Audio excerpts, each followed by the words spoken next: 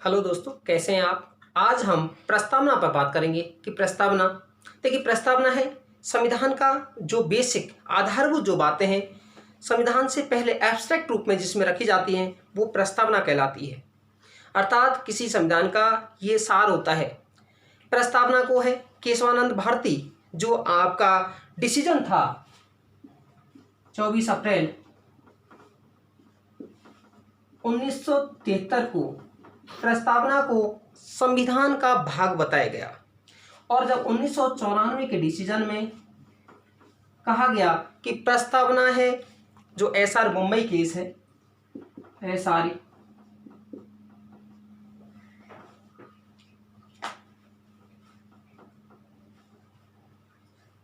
Mumbai case है, उसमें बताया गया कि प्रस्तावना है वो संविधान का आपका आधारभूत ढांचा है।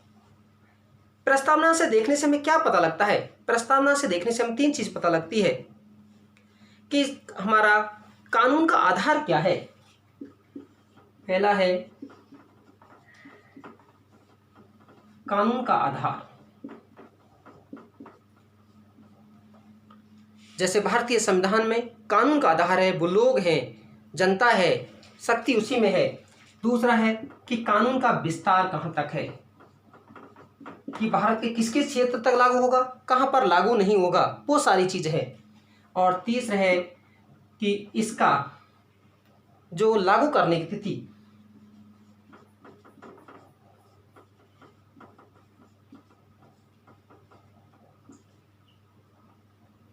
लागू करने की तिथि। अब दूसरी चीज आती है प्रस्तावना। देखिए with the people of India, अर्थात हम भारत के लोग, भारत के लोग अर्थात हमारी शक्तियों का आधार क्या है? भारत की जनता है।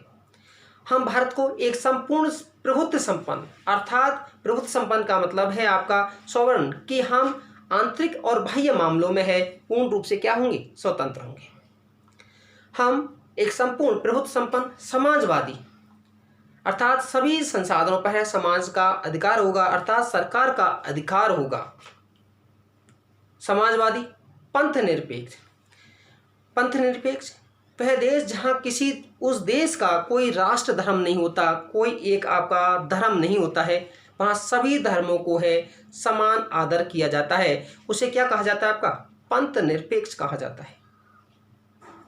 उसके बाद हम बात करते हैं कि आपका लोकतंत्रात्मक, कि वहाँ पर जो सरकार है वो आपकी चुनी हुई सरकार होगी, अर्थात लोगों की भागीदारी है वहाँ प्रत्यक्ष रूप से आपकी, अर्थात लोगों के द्वारा चुने गए प्रतिनिधियों के द्वारा है वो आपकी सरकार चलाई जाएगी।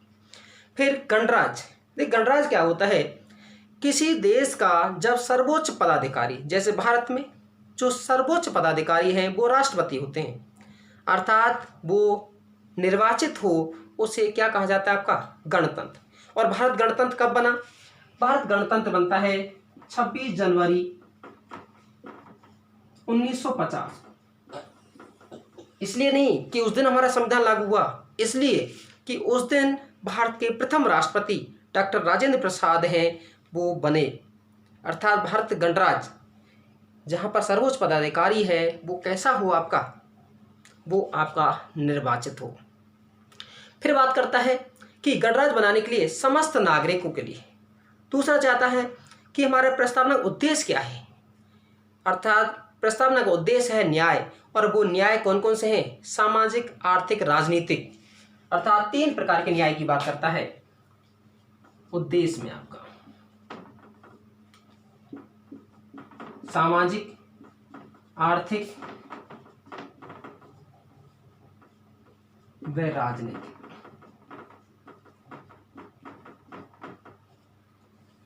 कि सभी व्यक्ति है सामाजिक दृष्टि से, आर्थिक दृष्टि से और राजनीतिक दृष्टि से है उनको न्याय प्रदान किया जाएगा।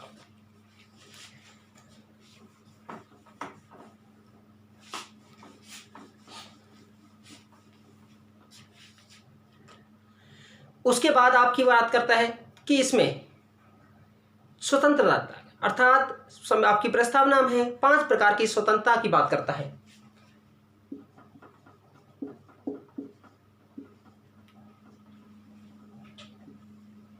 स्वतंत्रता के जैसे कि हमारा अधिकार अलग है, आपका पहला समानता का है 14 से 18 के बीच में आर्टिकलों में, फिर आपका स्वतंत्रता का 19 से 22 के मध्य में।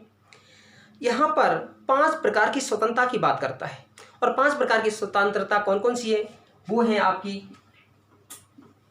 विचार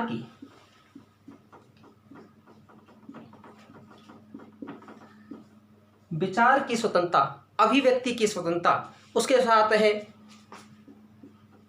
विश्वास, धर्म और उपासना। इसी क्रम में याद रखने होते हैं। विचार, अभिव्यक्ति, विश्वास, धर्म और उपासना की स्वतंत्रता की है वो बात करता है, जो कि व्यक्तियों में प्रतिष्ठा और अवसर की क्षमता। देखिए हमने कहा आर्टिकल 14 में अवसर की समानता पर है वो जोर दिया गया है।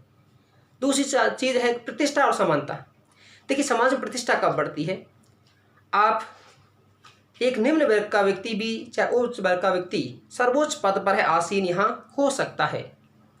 साथ ही साथ है कि जो आपका कानून में है जो सजा मान लीजिए किसी निचले तबके के लोग को है और वही उच्च वर्ग को है वो आपको की जाती है, अर्थात यहाँ पर समता और आपका प्रतिष्ठा को है वो आपका बढ़ाता है। ये सभी को राष्ट्रीय एकता अखंडता को बढ़ाने वाले हैं, बंधुता को बढ़ाने वाले हैं। ये हमने जो संविधान में है वो ये शामिल किए गए, और वो कहाँ से शामिल किए गए?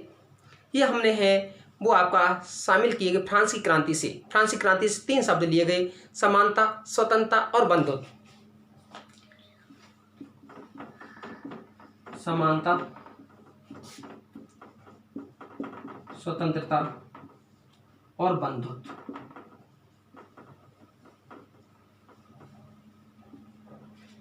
तीनों शब्द हैं वो हमें कहाँ से लिए हैं? आपका फ्रांस से लिए गए, अर्थात लिबर्टी, इक्वलिटी और फ्रेटर्निटी। ये हमारा है कहाँ से लिए? वहाँ से। उसके बाद बात करते हैं हम, देखिए स्वतंत्रता में भी कि हम विचार की स्वतंत्रता है, अभिव्यक्ति की स्वतंत्रता है। हम कोई विचार है व्यक्त कर सकते हैं, हम कैसा भी अभिव्यक्त कर सकते हैं, चाहे वो हम जैसे सुप्रीम कोर्ट ने इसमें भी आपको बताया होगा कि बाद में उन्होंने है जो आपका सोशल मीडिया है अर्थात इंटरनेट को भी उसी में है, ये आपका अभिव्यक्ति का माध्यम है आपका माना है, तो वो आपका स्वतंत्रता में ही बात करते हैं। दूसरी चीज़ है कि ये आपकी स्वतंत्रता है कि आपकी समानता में कहे कि आपका कोई लिंग, जाति, भेद के आधार पर कोई भी असमान व्यवहार है आपका नहीं किया जाएगा। और नेक्स्ट है कि इसको लागू करने की तिथि कि हम हमारे संविधान को है 26 नवंबर 1949 को 26 नवंबर 1949 को है आत्मर्पित, अर्थात इसे अडॉप्ट करते हैं, इसको हम लागू करते हैं, इसे हम अंगीकृत करते हैं, अधिनियमित करते हैं, आत्म अर्पित करते हैं। और भारतीय संविधान में जो 3 शब्द आपके पंथनिरपेक्ष, समाजवादी और अखंडता हैं वो शुरू में नहीं थे। 3 शब्द कौन कौन से हैं? वो हैं आपके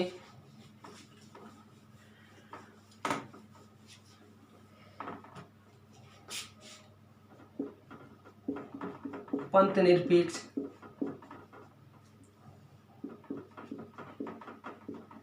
समाजवाद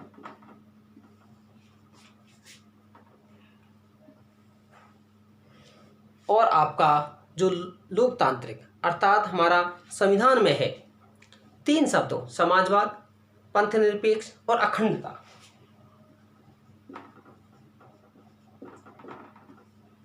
भारत के संविधान में है 42वां संशोधन किया गया, 42वां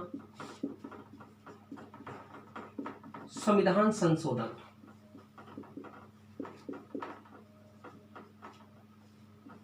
1976 में किया गया, और उसके द्वारा है ये आपके जोड़े गए। संविधान सभा का महत्व आपका बहुत सारे लोगों ने अलग अलग बताया, जैसे कि ठाकुरदास भार्गव ने कहा कि संविधान सभा का ये सबसे महत्वपूर्ण भाग है। के मुंशी ने कहा कि भाई संविधान की एक जन्म कुंडली है आपकी। दूसरी चीज है कि अर्थात संविधान है, इस जो आपकी प्रस्तावना है संविधान की हृदय है आपका।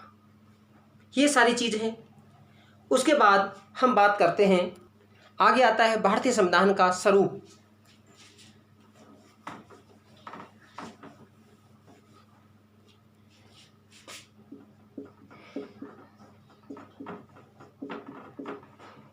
संविधान का